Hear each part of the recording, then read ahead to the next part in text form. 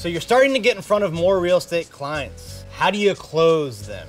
Or how do you close them at a higher rate if you're already closing? So that's what I'm gonna talk about today in part 6 in 10 ways to grow your real estate business. Let's go.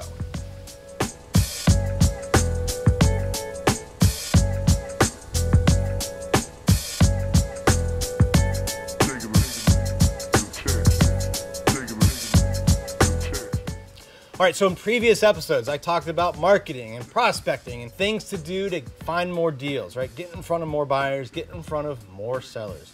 So now that that's starting to happen, what do you do to close the client on using you, right? Because remember, you're not buying and selling houses. You are selling your service to help people buy and sell houses, right? You're selling a service. How do you close that seller or that buyer to use you?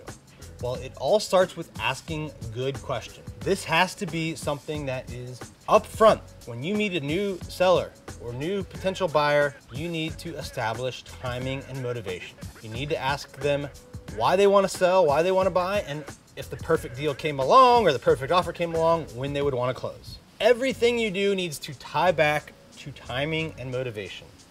You have to continually remind them and overcome objections by showing them how it will solve the issues that you found when you uncovered their timing and their motivation, right? How will your service help them buy their next home? How will it help them sell their home so that they can move on to the next thing they're doing in their life, right? Continually tie back to timing and motivation. You need to make sure you stick to the value proposition that you put out in your marketing and in your prospecting. In one of the earlier videos in this series, I talked about STP, segmentation, targeting, and positioning, right? Identify your target segment and then position yourself as someone that can create value to them. Well, you're putting out marketing or you're doing prospecting efforts that position you as someone that will create value, usually by saving them time, stress, or money when buying or selling a home. You need to tie back to that. You need to be consistent. If the marketing you use to generate the lead or get them to the appointment is different than the value proposition you're offering now, there's going to be a mismatch and you're not going to close the deal.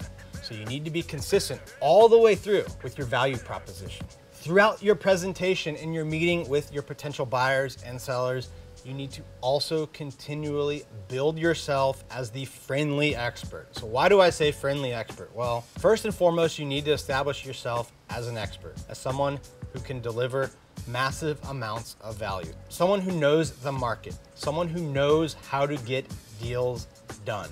You have to take control at the initial meeting, right? You have to dictate how that meeting will go. You need to establish yourself as an expert. Now, you also need to establish rapport. That's why I said friendly expert, all right? You don't want to be one of these standoffish professorial experts in their ivory tower that, looks down on people. You need to be the friendly expert, the person that knows their stuff, but's also a nice guy. Both things matter.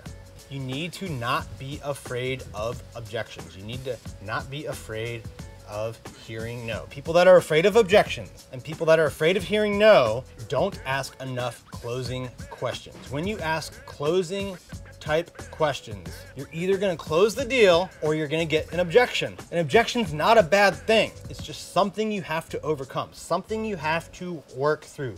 I remember several cases early on in my career where I was told no many, many times. In one case, one particular seller told me no 12 times, including in front of my entire office. Well, guess what? That seller eventually listed with me. I still got the deal. So take no's as an opportunity to uncover objections, find out what hesitancies they have, ask more questions, because often the initial objection is just a false front. It's not the real one, right? So keep asking questions. Peel back those layers, find out what the true objection is, and then overcome it.